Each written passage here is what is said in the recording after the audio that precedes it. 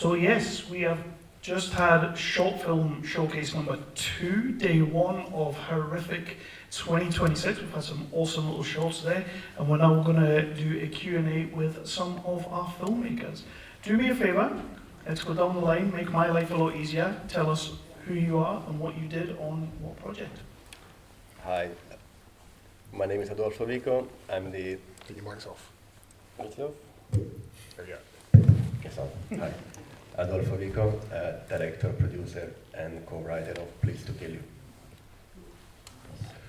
I'm Andy Clegg. I was the composer on Pleased to Kill You and provider of general sound services, including spotting when mics are switched off. Thank you. I'm Max Lincoln. I directed Inebriated, which was the demonic transference one towards the start. And I'm Joe. I wrote and directed Itch, the one about the guy having a weird relationship with his mum. We've all been there. We all have, yeah. So first of all, I want to start with that block of shorts was some pretty powerful stuff, some very visual stuff that really gets into quite dramatic in places things. But what I want us to do is, when you're starting your projects, do you start with a theme or do you start with characters? Like, where do your subsequent projects start? Where did they start? Well, in my case, for this project, the idea was to just do something self-contained. I knew I had a location, which was my place, and I pitched the idea to the Independent Art Society, which, kind of granted a small pot of money, very little. So, in my case, kind of like started off as a challenge, and then with what I had, I kind of worked around my interest and what I wanted to kind of like tell in a way that I don't see much around, which is, a conversation between two serial killers about, their own business and whatnot. So in a way, yeah, it started with limitations, and then from there, yeah, just digging out themes that I was interested in, yeah, I suppose. Oh, you can take this one. Same thing. Is it like theme, characters, plot beats? What is it that gets you started on this project? Oh, from the music point of view, well, we kind of started off with this idea of each of the two characters having their own sound palette, if you like, their own instruments and motifs that sort of relate to them. I think along the way that kind of got a little bit blurred, and it starts as a kind of jumping off point for more creative thoughts, but I think it's a good way to start tackling a project like that when you've got two powerful personalities in the same room and you want to kind of try and give them some character. Yeah, so with Inebriated, Sam Dixon, the writer, came to me with the original script, and it was about addiction and demonic transference, and we kind of went through a huge development process to transform it into where it was now. So that was originally how that went, but in terms of my personal ideas, in terms of things I've created myself, I'm quite ideas-based, and I'll do a lot of kind of mind maps and kind of connects things that I like, and then that will inspire me to go from there, really. Yeah. Mine? So just entirely with the story, it was kind of one of these urban legends that a mate just told me in a pub, and I think I went home and wrote the script that night after a fair few pints, and then kind of reworked it a little bit, and the characters kind of came from there. It was very much like writing something that lived and died as a short. I wasn't really concerned about who these characters were outside of the story, which was quite a nice approach to it, and it helped the actors to kind of come in and just make them their own in a really fun way. And talking about casts and actors, I think all three of your shorts have got fantastic, like pretty stacked casts. Everybody's doing brilliant jobs. How did you go about casting your shorts, and what was your process in terms of collaboration with them? Well, for the main for the lead actor Dominic, it came to me during a festival screening, a different project, and eventually we had coffees. And since that conversation, I realized this guy might be a great psycho killer kind of character. So since that meeting, I kind of thought about doing something with him eventually.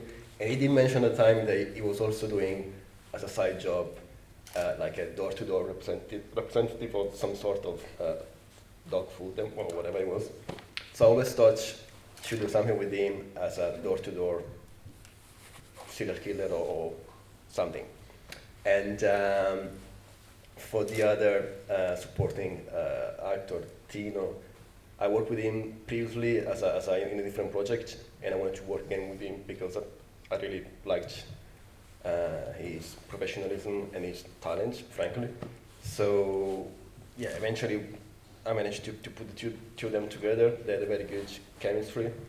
Yeah, I think it worked out pretty well. So very, very proud of the performance of the actors, for sure. So Bethan, the lead in ours, I'd worked with a few times before, originally in my grad film many years ago, and then I did a short film called Rhyme or Die, and in that she played the antagonist, who was this kind of evil DJ who forced people to rhyme or get brutally murdered. And she was so transformative from the other roles I'd seen her do, which were a lot more kind of dramatic and less villainous, and I just knew she'd be perfect for it. And she's someone who's so talented that she can just do it in one take. And bearing in mind we shot it in 2 days, we just didn't really have much time for more than that, so she was amazing. Sharon, who plays the mother, I saw her in Inspector Lindley Mysteries a very long time ago, and always loved her face. And when she was one of the options the casting director recommended, I thought she'd be amazing. Patrick was new to me, who's the father, and I just thought he was brilliant. And Mark, who plays the possessed boyfriend, was new again to me through the casting director, but yeah, really loved his vibe. He's great. Great cast, man. Yeah. Thank you.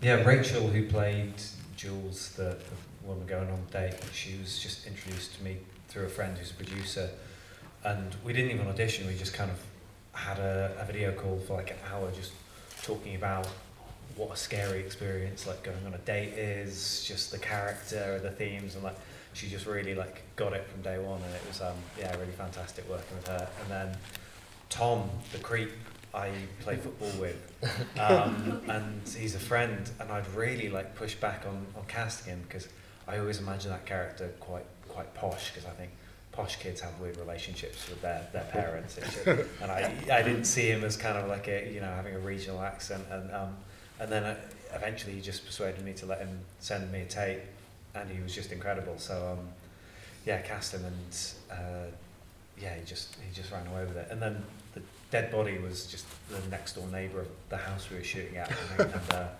yeah, I didn't want to tell her what it was for, but my producer made me. So yeah, she was great as well. She smashed it. And the shots that we saw up there today are all fantastic. I don't want to take anything away from your shots, but was there anything that you guys maybe shot on set that had to go in the end for time constraints or whatever, but you really wish stayed in there? Is there anything you remember that you had to cut but didn't want to? Oh, our shoot was meant to be 1 day, and it was pretty hectic. We had to do a few pickup with the other, like the montage scene, for instance. There was loads I wish I could have done. We kept setups very simple because we had no time, so we couldn't do anything fancy. But eventually we ended up shooting a little bit more than what ended up in the final edit. But you know, as you do when you edit, you actually make the thing. So I also cut out a few things. But considering the restrictions that we had, yeah, I think like we managed to put something together quite nicely. But yeah, that's. There wasn't much. There was barely anything we didn't use. We had a 2-day shoot, and I was very conscious of our shot list in terms of what we needed to do. Like there was stunts, murders, and a lot of other things. And also to mention, the lead actress happened to be pregnant at the time, which I didn't realise on casting. And she was amazing, but also she's doing the stunt whilst pregnant, so that was something to think about. So there wasn't anything we shot, but we could have done with more pickups. I think that would have been great.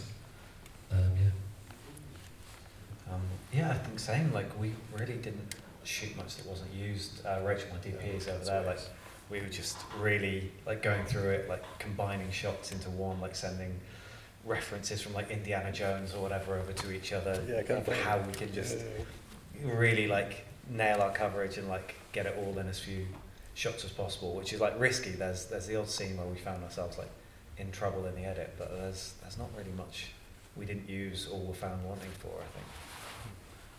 When it comes to your shot, I think you all have pretty strong messages in there that you want people to go away having understood what your film is about. But rather than what people understand about your film, what do you hope people feel when they walk away from your films? I think this was for me the most challenging bit, trying to figure it out what sort of film this was, because I kind of thought it was a dark comedy, but then it wasn't that funny, but there are bits that are kind of like, silly. But I don't know, I hope people get away from that, the main tension that kind of like builds up with the two characters, along with their journey of, in a way, discovering and all of that. Yeah, I guess, that's kind of the idea. I do remember actually there was one take of the music, like at the end, when it just came out feeling a bit too kind of poignant and sad. And I said to Joan, I think this is really good, but I'm not sure if it's the exact tone that we want to leave people on, because it almost seemed like they were cuddling rather than being a murder scene. So yeah, I think it was the right decision to make it sort of a bit more sinister and a little bit less of a tearjerker at the end. I guess in a sense for mine, I saw it a bit of as a breakup film, even though it's not really about that. Because she's in this relationship with someone who's possessed, and at the end he's still possessed, and she's now lost both of her parents, and there's not really anywhere else to go from that, really. But yeah, it's hard. We had more ideas and kind of grander ideas about alcoholism and stuff, but fundamentally when it came down to the shoot, there wasn't enough time to really have cutaways before rather than pickups, and yeah, I don't know, I think I think mostly I just want people to take away that dating is really fucking scary. We're just going in because I think the fun thing about our film is that it could just be a bad date until right at the end. It's just that they're all the things that make kind of meeting strangers just a really creepy environment, regardless of it taking the turn it takes. But what's been really fun seeing it at festivals is that because it's a very heightened film. With one audience, it's more of a horror. With one audience, it's more of a comedy, depending on the crowd and how they're responding to it. So I'm quite liking just it being out in the world and other people deciding what they think of it. And this is for everyone. What kind of comments are you getting about your shorts when people see it? What kind of things are people saying to you? Have you had anybody come up with something maybe a little bit profound, or just actually has really enjoyed it? What kind of comments do you get? Well, just getting positive reactions for me is an achievement. Once again, was very much shot on a string of a budget in no time. Everything's been really put together at its best. And yeah, when I get from people that they really like the performance of both of the actors, or they love the music, that's for me, it's great. It's great too, because in a way, I feel like the tone of the film, it kind of went where I wanted to. So yeah, so far so good. Yeah, I haven't had loads of feedback yet, aside from kind of friends or colleagues and stuff. It's played at Fright Fest, but the rest of the festivals have been abroad so far, so yeah, feel free to give me feedback and I'll let you know. It's very good. Thank you. Yourself? Yeah, we, most, people come up and say, did you come up with that idea, with the kind of cautious look on that? That's one of the first questions you get, and yeah, most people just talk about the look of it. I think me and Rachel worked a long time getting a very particular look. There's some really intentional lighting cues which we had a lot of fun with, and I think that's what people like about it the most usually. So we've got a couple to end with, but do we have anybody out there that would like to throw out some? I don't think we've got a roving mic, so you will have to throw your voice. Do we have anyone out there? No? Cool. Fine. That's fine. So, What is the one thing that you've maybe learned about yourself while making these projects that you're going to take with you into the next project? Something you maybe didn't know about filmmaking, something you've refined, but you're going to take forward with you? Not to do projects on such a small budget anymore. You want to hire the right people to do their things. I'm done doing everything by myself, which wasn't the way I wanted to do this, but eventually I had to. So yeah, once again, going forward, I think I would pick the right project, not just because of script, but because many other elements that would make the project a better one. So yeah, I think this one felt a very good exercise, we had fun, we made it, but yeah, going forward, I feel like I want to do a step where I can get almost things I need, and I want to do it in the way I want to. It's a very specific thing. If anybody else out there is working on sound, if you're trying to tell a part of the story with something that happens off screen, make it louder than you think it needs to be, because some cinemas, those surround speakers are going to be a lot quieter than you expect. Yeah, I mean, for me, I think it was a great experience technically, and I learned a lot, and I was really able to practice and test some ideas that I've been wanting to try. A lot of it was mostly it was shot on kind of 10mm lenses and some 12mm, but I really wanted to play with that. But I think tonally all my previous work had been somewhat funny, or like drama comedy or horror comedy, and yeah, I think through creating this I realised I prefer things that are a bit funny. It's not a particularly funny film, and it's a great way to learn you like that. So. Yeah. I think, same as yourself, just get someone else to pay for the next one. That's my big thing. Amen. Oh, God. Still working on that, but yeah, and like this was the first film with any kind of budget I had behind it that I'd made since uni. So it was kind of just like figuring out if I could still do it and if I still liked it, and I did. So that's a nice thing to learn from it. So yeah, just on to the next one. Nice. And our short movies are quite serious in tone, the horror movies, but they are quite serious in tone. If your movie did have a little bit of a blooper reel at the end, what would be the blooper you would throw in there from anything that happened on set? Something humorous, something to break the tension? Oh, I got that one. I don't know if you remember, there's a very brief shot of Bill, the Skinner, looking at himself in this toaster, and that's just like half second. But we shot there for like 1 hour, and we're like endless expressions and reactions of the actor, super funny, super creepy. But eventually we had to just go with one. But definitely that would have been made a nice blooper. Even like end credits kind of sequence as a funny one. But yeah, that was good. I've got a different answer to that. So I don't know if you remember, there's a sequence where the two guys bond over the brand of gaffer tape that they use, and they start singing the jingle from Harris's gaffer tape. I've got some behind the scenes footage of Dominic teaching Bill teaching Tino the tune from the Harris's gaffer tape advert, and Tino just not getting it and going over it several times until it sounded right. Yeah, That's great. good times.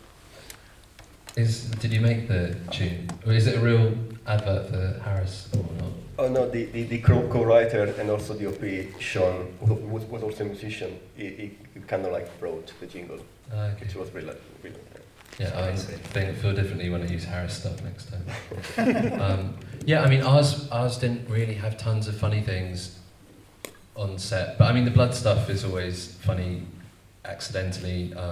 Blood was supposed to squirt someone in the face, and then it was just this tiny, sad trickle that made everyone a bit depressed. And then the next time it came out too aggressively, and it got the walls. It was kind of And then when the mother dies, she's wearing a dark green or like a green top, and blood looks black on that, and so you couldn't really tell. And then the next time there's far too much blood, which doesn't really make sense. So blood stuff, sure. Yeah. I had one that comes to mind where I forgot how cameras work, which was like we'd done the wide of this shot, and Tom had to like cross in the foreground, and then we like punched in for a like medium shot or a close up or something. And I was there on set, and I was like, right, Tom, when I cue you, you'll walk past. And I did it, and then like halfway through the shot, I'm like, Tom. and he walks past. And then like the shot finished and everyone was looking at me and I realised he'd walked past behind the camera. So I got him to walk past for just no reason at all, and I think, yeah, I'd lost a lot of sleep that night. It happens to the best of us. Yeah. It's so good. And the last one I'm going to end on, I like to end on a little bit of a strange one, and it'll really get you thinking for the rest of the night. And this might be quite interesting for Itch, but if your movie could be described as a smell, what smell would your movie be? I would say dust, tea biscuits, like old people smell, that kind of thing. Yeah, grandma's house. Grandma's, yeah. That. Maybe like cheap whiskey and kind of like that toilet spray to make it smell nicer. Yeah, you stole that. Like when someone's made an awful smell but tried to cover it up with too much spray, that kind of like. Yours should be the car. Yeah, the yeah, carpet. the trees. Yeah, the Well, cartridges. I tried to get we were just gonna buy like 100 of those, and my like set designer was like, no, you can't do that. I've been on a shoot where we did that with lights, and everyone was like passing out. The smell it so strong. So she had to make like 100 of those from scratch. Mm. So now you see the conversation we just had there. That's why these questions get asked. Guys, thank you so much for submitting your shorts to the festival and letting us show them up there. But most of all, thank you for being here today and letting everyone see them. Thank you. Thanks for having us.